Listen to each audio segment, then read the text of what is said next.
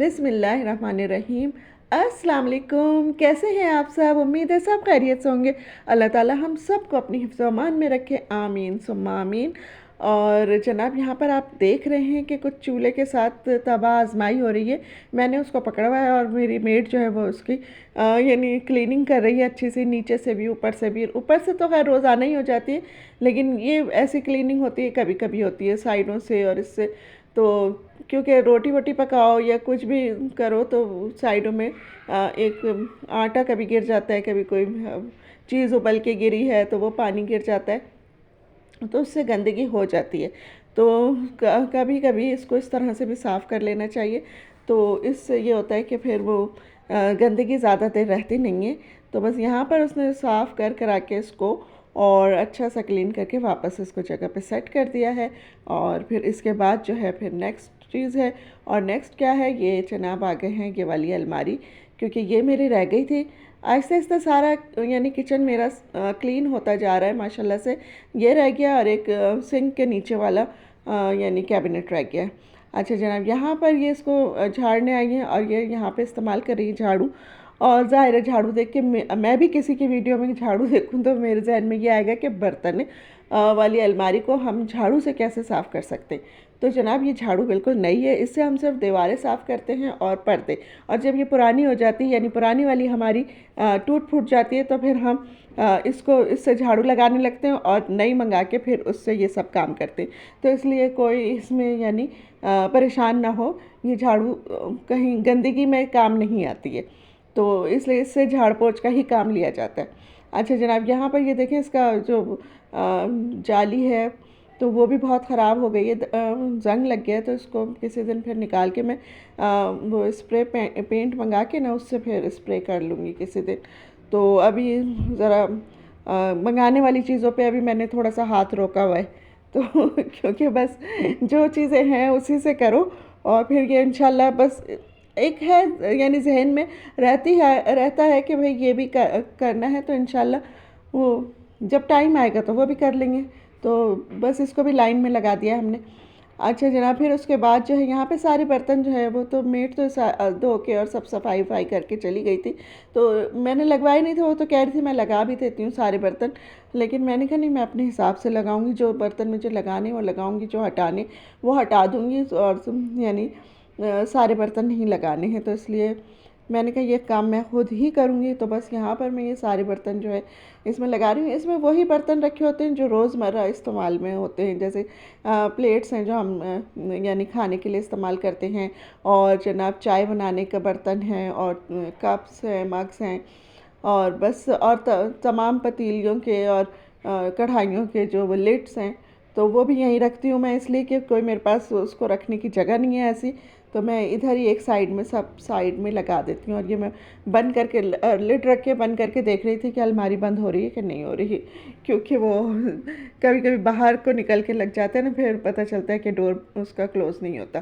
तो बस यहाँ पर ये सारी चीज़ें सेट करने के बाद फिर उसके बाद आज कुकिंग का कोई सिलसिला नहीं है, कुछ नहीं, सब खाना पक्का हुआ है घर में, तो इसलिए कुछ पकाना नहीं था। तो फिर मैंने कहा चलो यही काम करते हैं।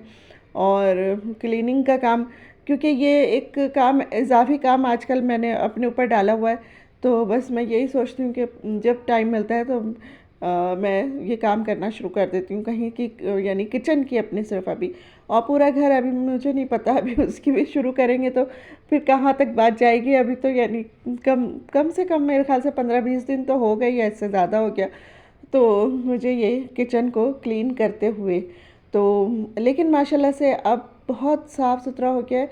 ये आखिरी कैबिनेट जो नीचे वाला था वो भी मेरी मेड आज करके चली गई है, तो वो मैं रिकॉर्ड नहीं कर सकी थी, मैं किसी काम में बिज़ी थी, तो इसलिए वो चलें। जब मैं आपको ये पूरा यानी अपना किचन दिखाऊंगी तो फिर उसके बाद उस वक्त ही वो भी दिखा दूंगी कि वो कैसा क्लीन है और उसमें क्या क्या चीज़ें रखी हैं।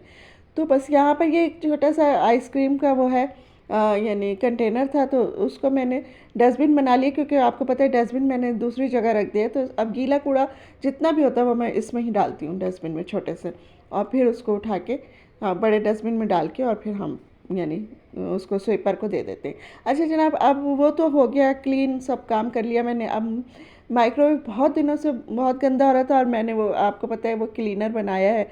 तो मैंने कहा चलें अब आज इसको भी साफ़ करते हैं। और इसको इसीलिए मैं इतने दिनों से इसको साफ़ नहीं कर रही थी कि इसको थोड़ा सा गंदा कर दूं, क्योंकि पहले मैंने इसको क्लीन किया था जब पहले, तो मुझे कमेंट्स आया था कि ये तो पहले इतना क्लीन है तो आप इसको क्या क्लीन कर रही हैं।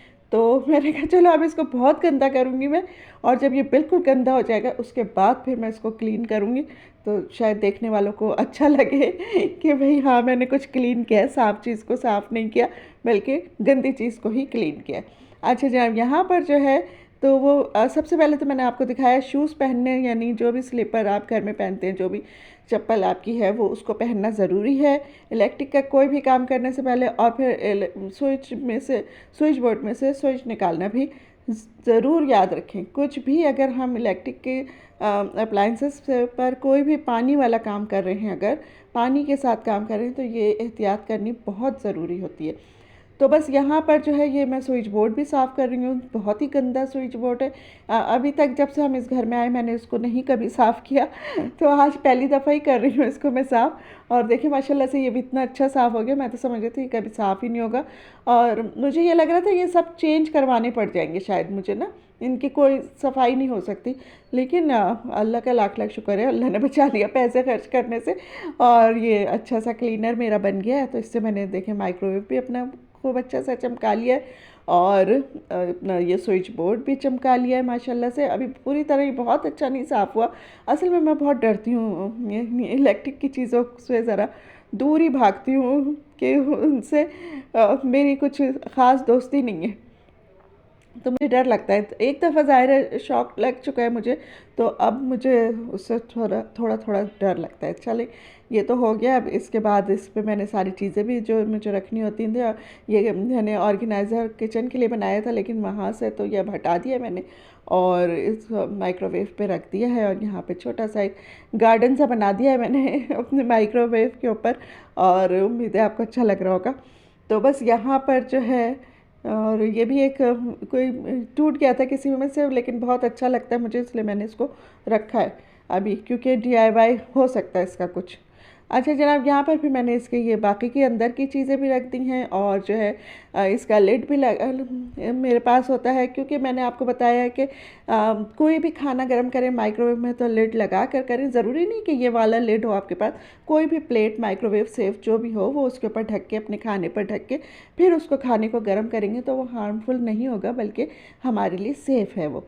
तो कुछ चीज़ों के इस्तेमाल करने का तरीका होता है, अगर हम वो तरीका अडॉप्ट कर लेते हैं तो हम बहुत ज़िंदगी आसान भी हो जाती है और हमें कोई उस पर यानी वो नहीं होती उसके लिए कि भाई ये बहुत हार्मफुल है हमारे लिए और हमें नहीं इसको करना चाहिए।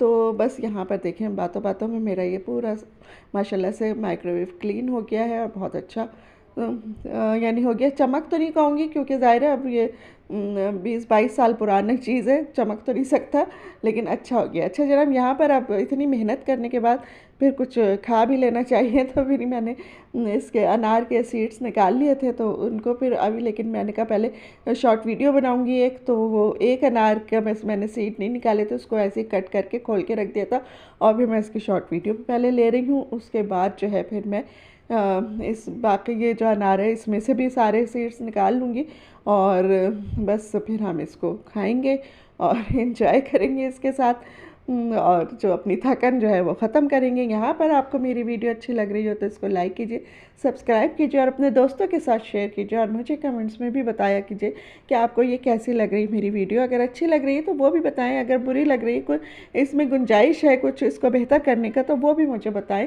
तो ज़ाहिर है हर देखने वाला अपने पॉइंट ऑफ व्यू से देखता है तो वो उसको सबकी राय मुख्तलिफ होती है। तो आप लोग मुझे ज़रूर बताया करें कि मैं कहाँ पे गलत हूँ या कहाँ पे मैंने अच्छा काम किया, तो अप्रिशिएट भी किया करें। तो कमेंट्स में ज़रा अच्छा लगता है अगर बंदा यानी कोई कमेंट्स करके आपको बताता है कि भाई आपका ये काम अच्छा है और ये काम अच्छा नहीं है, तो इसको बेहतर कर लें थोड़ा सा। तो बस यहाँ पर फिर मैंने सारे वो छील लिए हैं, सीड्स निकाल लिए हैं बर्तन धो के, और अभी तो मैं रख दूँगी यानी फ्रिज में। तो उसके बाद जो है फिर हम थोड़ी देर तक ज़रा ठंडे हो जाए फिर खाएंगे। अच्छा, यहाँ पे मैं बर्तन जो है ना बस साबुन नहीं लगा रही हूँ, असल में ये जो ग्रीन वाला साबुन है ये मेरे लिए हार्मफुल है क्योंकि मेरे हाथों में एक्जिमा हो जाता है इससे। तो मैं यहीं तक की थी मेरी वीडियो, इंशाल्लाह फिर मिलेंगे। अल्लाह हाफिज़।